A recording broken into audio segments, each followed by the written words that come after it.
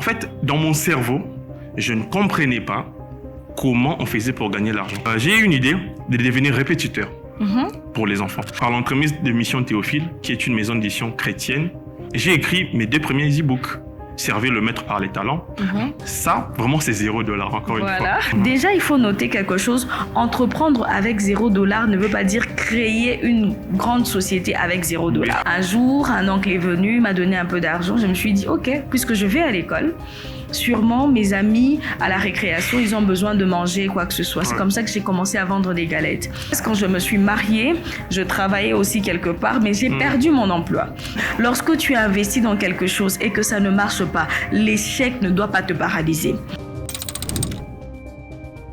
Bienvenue dans Entreprendre avec $0, votre podcast qui casse les mythes et qui vous prouve qu'il est possible d'entreprendre même sans capital de départ. Je suis Faïta Suzanne et j'ai le plaisir de vous retrouver encore sur ce 2e numéro de Entreprendre avec $0. Alors sur ces plateaux, je ne serai pas seule, je serai avec un co-débatteur avec qui nous allons réfléchir sur un sujet, le sujet qui fait même l'objet de cette émission, comment entreprendre avec $0. Mais avant toute chose, permettez-moi quand même de remercier Power Channel, qui est la chaîne qui est en train de produire cette émission.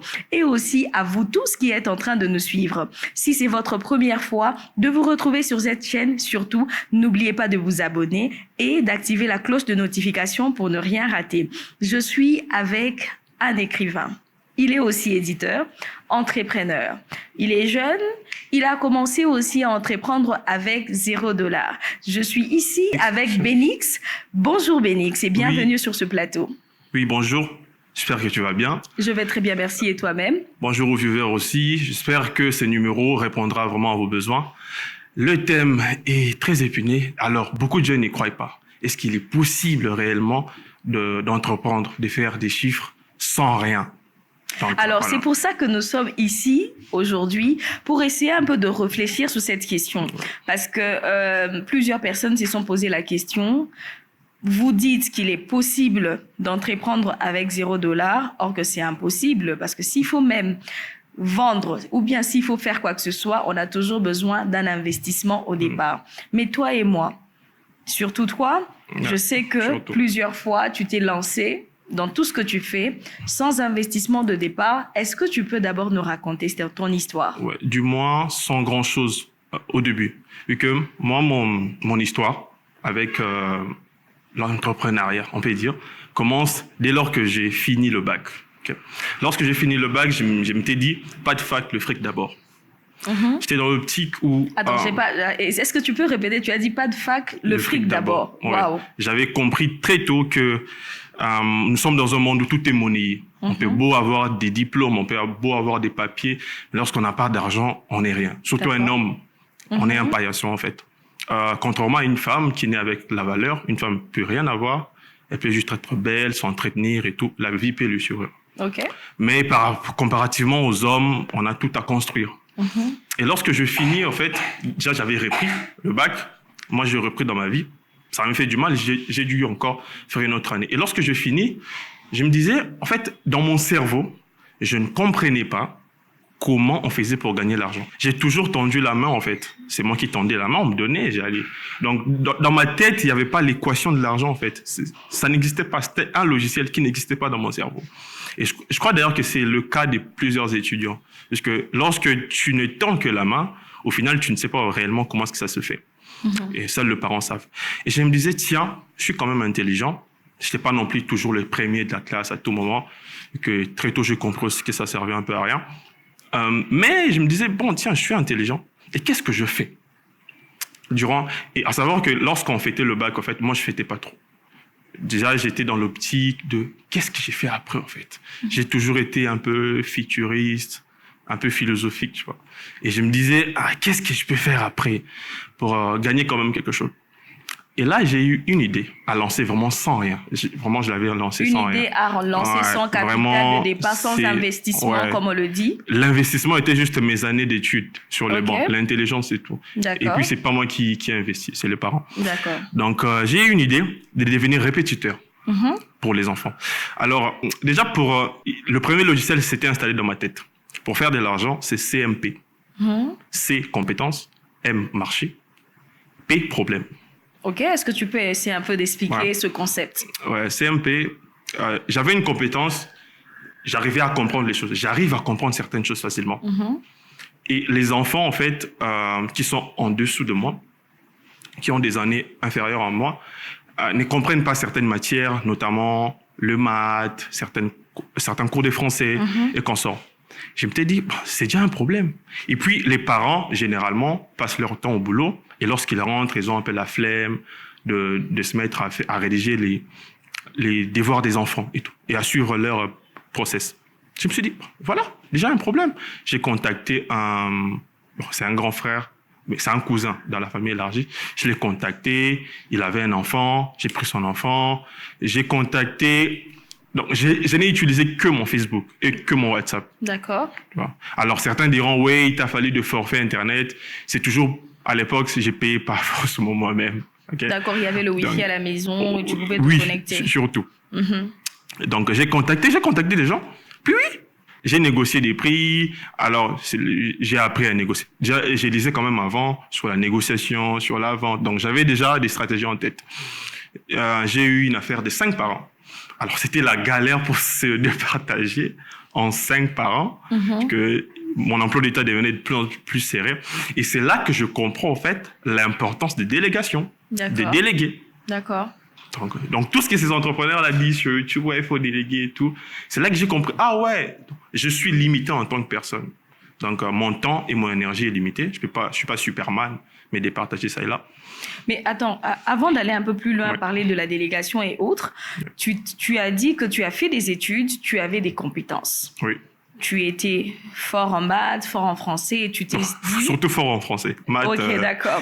Alors, mais quand même, tu as identifié un besoin, tu t'es dit qu'il y a beaucoup de parents, surtout qui travaillent et qui n'ont pas le temps de rentrer à la maison et faire le devoir avec leurs enfants. Et tu t'es proposé pour être le grand frère qui va justement pallier à ce problème pour faire la répétition des matières avec les enfants.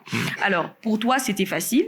Tu n'as juste utilisé que ton réseau, juste les personnes que tu connaissais, ta famille et c'est quelques parents autour. Et c'est comme ça que tu as eu même jusqu'à 5 clients, ce qui est énorme pour un débutant sans formation. Et ça faisait 3 chiffres en dollars. Voilà.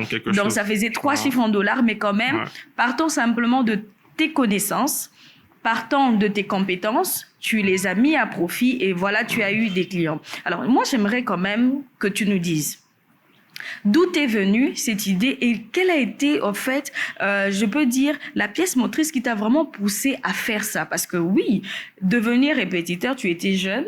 Déjà, c'est humiliant pour un jeune, d'aller dans une famille. On sait que nous tous en Afrique, lorsqu'on est jeune, on a quand même besoin de passer du temps à la télé, de sortir avec les amis, d'aller chiller un tout petit peu. Mais toi, tu te dis que, voilà, je ne veux pas aller à la fac si je ne me fais pas moi-même de l'argent. Et qu'est-ce qui t'a un peu motivé? Bon, je dirais, Césaire disait, Aimé Césaire, mon âge, l'âge de la pierre. Je dirais, comme pour dire, il n'a pas d'âge. Il est aussi vieux que la pierre. Pour dire que je suis jeune d'apparence, mais dans mon âme, je me sens un peu vieux. Donc, dans le sens où tout ce besoin-là, dont tu parles de chiller, faire ça, ça me dit rien dans ma tête. D'accord. Ça me dit rien. Déjà, c'est l'avantage que j'ai. Donc, j'ai un but. Donc, tout ça, ça me dit rien. Mais aussi, ce qui me pousse, je crois, c'est d'abord l'envie de comprendre les fonctionnements de tout ça, l'argent. C'était très abstrait dans ma tête. Mais aussi, il faut dire que vouloir plus. Je veux plus. Presque à tout moment. Tu veux te faire ton propre argent. Tu ne veux pas toujours dépendre des parents pour aller toutefois demander à maman, à papa. C'est mon ambition. Tu voulais avoir ton propre argent, gérer à ta manière. Oui. Voilà. Et aujourd'hui, en fait, hormis peut-être les frais académiques, la plupart, 90% des choses, c'est moi-même. Donc, vraiment moi-même. Fringues, tout moi-même. Forfait, tout moi-même. Donc, déplacement, tout. Alors, je précise quand même à tous ceux qui nous suivent que tu es entrepreneur dans le domaine de l'écriture. Principalement. Alors, de répétiteur à écrivain, d'écrivain à éditeur. Qu'est-ce qui s'est passé? Au fait, comment cette transition s'est passée? Et en fait, justement, comment tu as décelé en toi ce talent d'écrivain et d'éditeur? Bon, déjà, si tu me poses beaucoup de questions, je reviendrai vers toi avec beaucoup de questions, vu que tu me fascines à tout ce que tu fais. Je vois les locaux, je vois le progrès. Oui, Et oui. puis, j'étais un peu, bon, j'étais pas là. J'étais un peu là dans l'alpha. Voilà, et là, on va dans toujours. Omega. Bon, déjà, j'aimerais saluer Jonathan Isaac K, qui a été un peu mon guide dans ce feu intérieur-là. Mais moi, mon rapport à l'écriture est très passionnel par rapport à mon mentor, qui est D'accord. venu plus tard.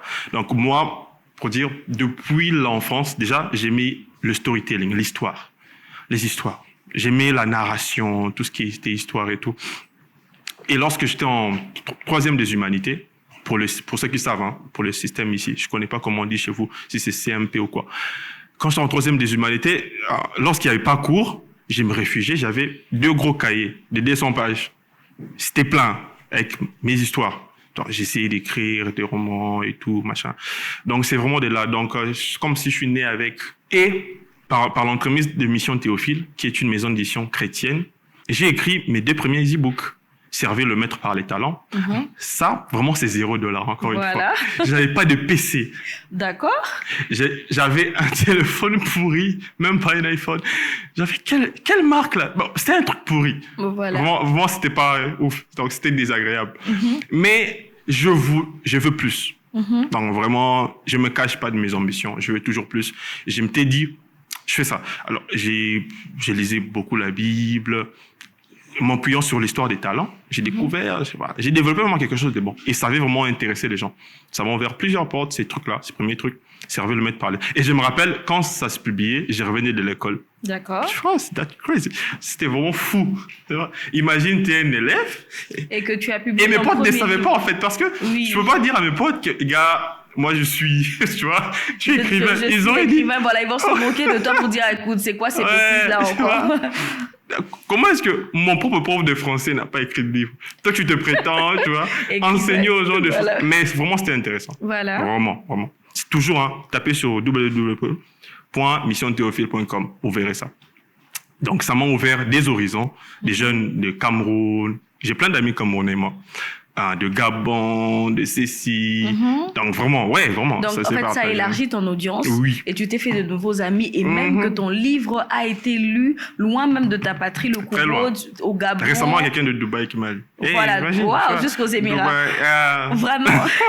Je suis avec Benix, comme il vient de le dire. Comment il a entrepris avec $0. Ben, je n'ai pas encore chuté. Après, oui. Je t'attaque avec mes questions. Parce que j'en ai plein. Il n'y a pas de souci. Tellement, voilà. Il est parti de 0. Un jeune qui était encore élève. Il a sorti son premier livre. Non seulement qu'il a sorti son premier livre. Le deuxième était homosexualité. Il est aujourd'hui éditeur. Et je rappelle que c'est lui qui a édité mon livre Entreprendre avec $0. Et aussi, il s'est lancé dans la répétition. Il a aidé des parents et c'est comme ça qu'il s'est fait son premier revenu avec sa sueur, ses connaissances. J'aimerais juste lancer un message à tous les jeunes qui nous suivent. On est en Afrique, c'est vrai. Il y a des difficultés, c'est vrai. Mais tu sais toi-même que tu as des compétences. Tu es peut-être meilleur en maths, meilleur en anglais ou peut-être, pourquoi pas, tu es bon en cuisine. Parce qu'au fait, on essaie de dire aussi aux gens que entreprendre avec $0, c'est aussi savoir vendre son savoir-faire. Exactement. C'est ce que tu as fait. Tu avais un savoir-faire que tu as revendu contre de l'argent. Et c'est ça la base de l'entrepreneuriat. Avoir une compétence, la mettre en évidence et se dire, voilà, je sais faire ça, je peux le revendre contre de l'argent. Ouais, alors, exactement. Je suis à ton écoute, Benix, j'écoute tes questions. Oui. Bon, déjà, pour chuter un peu dans mon histoire, vu que c'est pas Oui. fini, et le deuxième e-book s'appelait Homosexualité. OK. Imagine, ouais. C'est né d'une histoire. Pas mon histoire personnelle, je ne serais pas intrigué, OK? Mais quand j'étais toujours élève, j'ai eu à évangéliser un jeune qui était dans ça. Et c'était un message, j'ai changé de ça, machin. Enfin, c'était plein de choses. Et ça m'a encore ouvert beaucoup d'horizons. Ton deuxième e-book t'a oui. encore ouvert d'autres portes. Oui, vraiment. Et là, je me suis rendu compte. Alors, je me suis rendu compte qu'il y avait un peu plus de ces gens-là dans la société. Okay. Avant, je ne savais pas. Je l'ai fait comme ça. Et de bout en bout, j'ai réuni un peu le peu d'argent que j'avais. J'ai acheté mon PC. J'ai vraiment fait des choses. Et c'est là que j'ai commencé à éditer. À ce jour, j'ai édité une dizaine de livres. D'accord. Déjà. déjà une dizaine, et on avance. Donc voilà, voilà un tout petit peu mon petit parcours. Voilà. Et par rapport à Faites Suzanne Abedi, la bosse. Je suis à ton écoute. Dans le livre, on rencontre justement comment tu as commencé ton parcours entrepreneurial en vendant, en étant élève aussi, en étant en blé blanc et en vendant des galettes. Dans les titres, il est écrit des vendeuses de galettes à chef d'entreprise immobilier. Comment s'est fait cette transition-là? T'as shifté. Ça ressemble un peu à toutes ces histoires qu'on voit. Tous les mythes que les entrepreneurs racontent, voilà. Tu vois, j'ai vendu des beignets, puis un jour, j'ai bâti un empire. Oui, ce sont des histoires que les gens qualifient de mythes, mais dans le fond, si on va creuser, on se rend compte que ce sont des histoires vraies. Alors, par exemple, moi, dans ma situation, l'histoire d'entreprendre avec $0, c'est vrai que ça ne naît pas de quand j'ai commencé à vendre des galettes, parce que là, j'avais commencé quand même, j'avais un fonds de départ qu'on m'avait donné d'ailleurs chez un oncle, mais j'ai commencé toute petite, j'étais élève. Après le divorce de mes parents, tu sais, quand les parents se sont divorcés, il n'y avait pas peut-être quelqu'un, tous les parents chacun va d'un coin à l'autre, il n'y avait personne pour prendre en charge mes études, il fallait se prendre en charge. J'étais en 4e des humanités. Ici au Congo, on dit 4e des humanités. Alors, il fallait continuer les études ou arrêter. C'était un choix qu'il fallait faire. Un jour, un oncle est venu, m'a donné un peu d'argent. Je me suis dit, OK, puisque je vais à l'école, sûrement mes amis à la récréation, ils ont besoin de manger, quoi que ce soit. C'est comme ça que j'ai commencé à vendre des galettes. La vente s'est passée très bien. J'ai gagné un peu d'argent. Ça m'a permis de finir mes études. Et quand j'ai eu mon bac, grâce à Dieu, comme je savais un tout petit peu m'exprimer, j'ai eu quelqu'un qui m'a quand même branché avec quelqu'un et je suis allée travailler dans une entreprise de télécommunications. Tout s'est passé super bien. Comme on dit, je suis arrivée... Là, c'est à peu près à quel âge? Là, j'avais 19 ans. Wow. Oui, j'avais 19 ans. Je commençais à travailler au call center. Ça s'est passé très bien. Bien payé. Bien payé d'ailleurs. Bien payé d'ailleurs. Et j'ai gravi les échelons. J'ai quitté cette entreprise. Je suis allée dans une autre entreprise de télécommunications. Tout s'est passé bien. En tout cas, le monde de salariat pour moi, je l'ai côtoyé. Ça se passait bien. C'est une belle histoire. C'est une très belle histoire. Alors, l'histoire d'entreprendre avec $0, ça se passe quand je me suis mariée. Je travaillais aussi quelque part, mais j'ai perdu mon emploi. Alors, j'étais mère au foyer. Et mon mari, à l'époque aussi, n'avait pas assez des revenus. Alors, je me retrouve mère au foyer, sans argent. Il fallait couvrir les factures avec 2 enfants à la maison. Et c'était devenu la galère. Alors, comme je suis quelqu'un, j'aime toujours me débrouiller. Je regardais tout autour de moi. Je me suis dit, j'ai rien là. J'avais pas d'argent, voilà. Même pas d'argent pour se dire, voilà, je peux même relancer avec la vente des galettes ou la vente de quoi que ce soit. J'avais pas d'argent de marchandises. Mais comme toujours, on connaît toujours quelqu'un. Et mon mentor, Yann Amon, celui-même qui a préfacé mon livre, nous le saluons, dit toujours qu'il y a 4 personnes entre toi et les présidents de la République. Parce qu'il y a toujours quelqu'un que tu connais, qui connaît quelqu'un qui peut t'emmener vers le président. Alors moi, j'avais une grande sœur qui travaillais déjà dans le domaine de l'immobilier et étant quand même pasteur, je suis dans une église, je connais quand même plusieurs personnes. Je me suis proposée à elle pour faire la mise en relation, ce que chez nous on appelle les commissionnaires. J'ai commencé à faire la mise en relation, je proposais ces services aux autres. Les autres venaient acheter ces services, ils achetaient ces terrains et moi je me faisais des commissions. J'ai commencé à me faire des commissions comme ça. Et puisque j'étais déjà dans les secteurs de l'immobilier, il y a eu des opportunités. Et quand j'ai vu des opportunités, j'avais des petites économies, c'est comme ça que je me suis lancée. Alors, entreprendre avec $0, ce n'est pas un mythe, ce n'est pas une fausse histoire. C'est que dans ce livre, d'ailleurs, je suis en train d'essayer de convaincre les gens pour leur dire, si tu sais cuisiner, avec ton talent de cuisine, tu es capable de te proposer aux gens pour leur dire, d'accord, lorsque vous avez des manifestations et que vous avez des événements, je peux me proposer en tant qu'aide en cuisine. Ça se fait, c'est un business qui existe aujourd'hui et c'est payé $50 la prestation. Je vais, par exemple, je me dis, OK, vous savez, aujourd'hui, tout le monde travaille. Nous sommes en Afrique. Lorsque, par exemple, on a un mariage, on est obligé d'appeler les tantes, les cousines. Et lorsque tout le monde doit aller travailler, comment on fait? Mais il y a une équipe qui se disponibilise pour se dire, moi, j'ai un talent en cuisine, je peux venir vous aider. Lorsque vous vous présentez et que vous venez aider quelqu'un, on vous paye $50 la prestation. Imaginez, par exemple, dans un mois, si vous avez 5 à 4, 6 marchés, combien ça peut générer. Et avec ce que vous recevez comme argent, vous pouvez vous lancer un business. Déjà, il faut noter quelque chose. Entreprendre avec $0 ne veut pas dire créer une grande société avec $0. Mais impossible, ça, c'est impossible. Quand même. Il y a toujours des choses qu'il faut payer pour créer une société. Mais le fait déjà de vendre son savoir-faire, avec l'argent que vous gagnez, vous pouvez économiser ou encore vous lancer, vous investir cet argent dans un autre business qui veut produire des bénéfices et c'est comme ça que vous arrivez à vous lancer. Ok, donc tu as commencé vraiment étant que commissionnaire. Dans notre langage ici, en RDC, on les appelle les commissionnaires. Exactement. Et à savoir que c'est un peu un saut-métier. Bon, dans notre pays, oui, d'après la connotation. D'après la connotation, surtout au Congo, on se dit, c'est un métier qui n'a pas d'argent. Or ailleurs, les gens vivent de ça. Oui, vraiment. Dans d'autres pays, les gens vivent essentiellement de ça.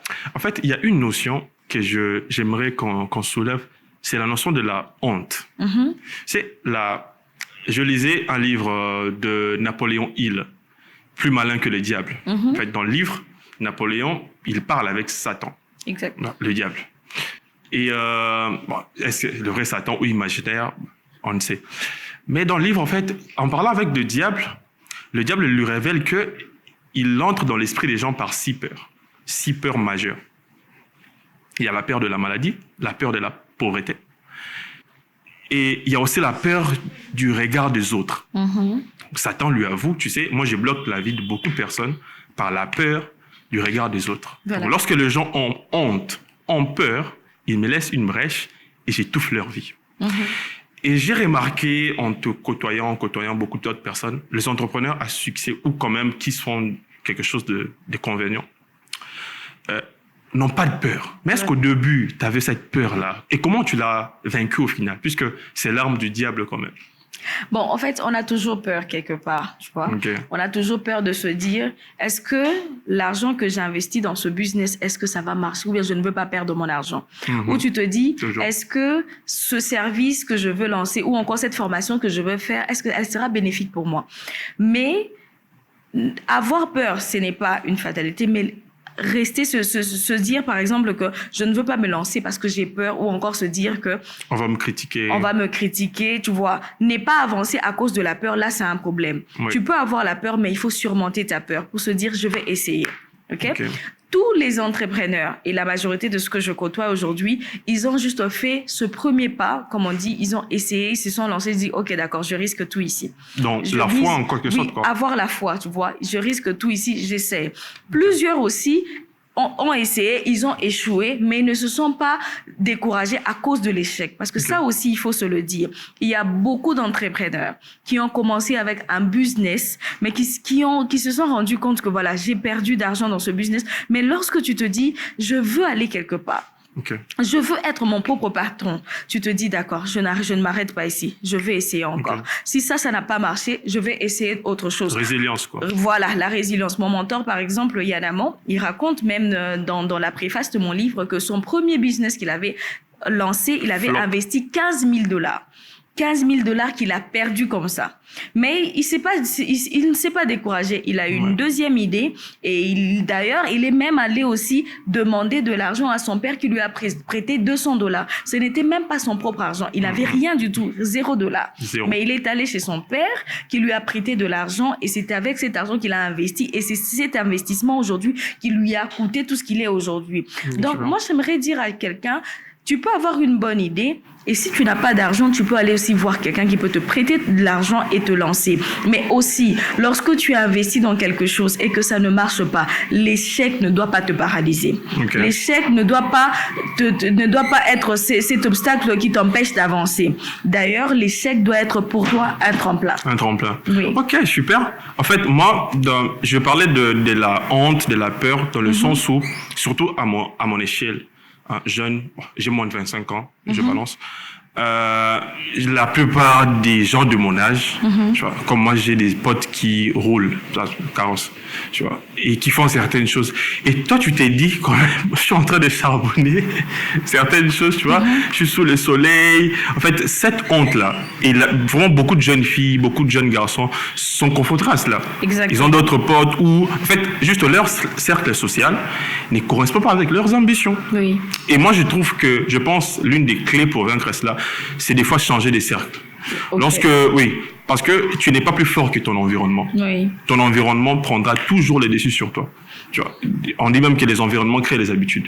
Donc, tu peux avoir tes bonnes intentions, tes bonnes habitudes, quoi que ce soit, mais si tu es dans un mauvais environnement, ton environnement va toujours paralyser quelque chose. Oui, donc voilà. C'est ça au fait ce qu'on vient de dire aujourd'hui. Il faut aussi aller au-delà de la honte.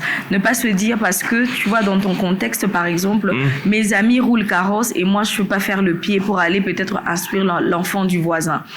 Il faut juste connaître ce que tu veux au fait. Se dire j'ai des objectifs que je dois atteindre, je veux devenir mon propre patron, je veux me faire mon argent, je veux pas dépendre de mes parents et ça doit être cette motivation qui te pousse à avancer. Je te pose une question. Oui. Avant que l'on chute, ok? Est-ce que tu as déjà pleuré pour l'entrepreneuriat? Oui, j'ai beaucoup pleuré. Il y a des choses que j'ai fait, j'ai perdu aussi de l'argent, j'ai investi, j'ai fait des mauvais choix. Et au moins tu te dis qui m'a envoyé dans ce Effectivement, ça arrive à tout le monde à tous les niveaux, ne vous en faites pas. Mais en fait, lorsqu'on sait où on veut aller, on ne va pas s'arrêter parce qu'on vient de perdre de l'argent ou bien parce qu'on a connu un échec. L'échec, oui, mais on avance quand même. Vraiment, Benix, merci beaucoup. Ok, merci. D'avoir accepté d'être là. Je vous précise quand même que Benix sera là souvent avec moi dans ces podcasts d'entreprendre avec $0. En même temps, je remercie aussi Power Channel qui a produit cette émission et aussi j'aimerais quand même remercier celui qui nous a offert ce magnifique plateau. On n'a pas fait la déco tout seul, on a travaillé avec une très belle entreprise qui s'appelle Fabulous Design. Ils sont sur Facebook, déjà même dans la description, nous allons mettre toutes les informations, le numéro à contacter et si vous voulez avoir la décoration intérieure, la rénovation de votre maison, vous allez devoir contacter Fabulous Design. Et pour ma part, je vous dis quand même merci d'avoir suivi cette émission Entreprendre avec $0 et je vous donne rendez-vous pour la semaine prochaine pour un nouveau numéro. Merci et au revoir.